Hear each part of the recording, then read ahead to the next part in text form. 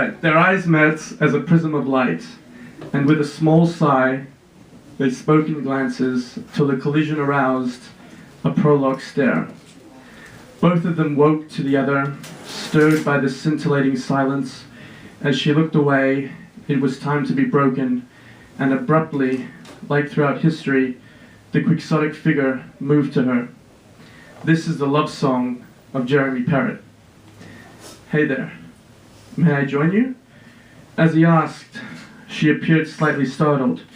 Jeremy was intrigued by her timorous nature, and instead of waiting for a response, he reminded himself to appear in control, like a bearded bard living in the 21st century.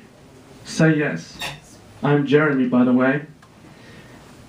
He seemed proper, but one could not be sure. The amber-eyed girl held him to a short-lived reverie. Like a child in wonder of the world, his instinct was to touch her. However unrealistic that may have seemed, his eyes communicated this feeling. She, on the other hand, despite her initial distrust, felt assured by Jeremy's sentimental nature, stance, and luminous look.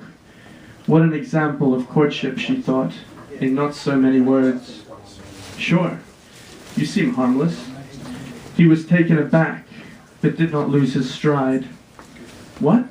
I highly doubt that. He laughed candidly.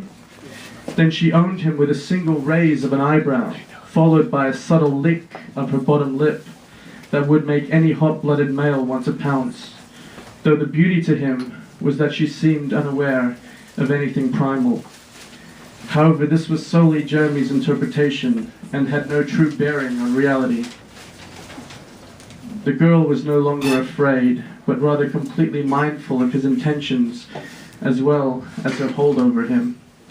Jeremy took out his cigarettes and placed them on the table, waiting for his ristretto and her latte to come.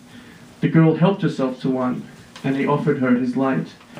The mellifluous silence eventually came to an end when the waiter brought out their chattering coffees and addressed her as Anne-Marie.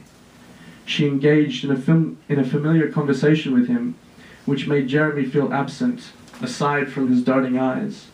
The ambience out the front of the cafe was convivial, and the mix of coffee, food, and sunshine redolent, with a breeze that caressed her hair just like he would have.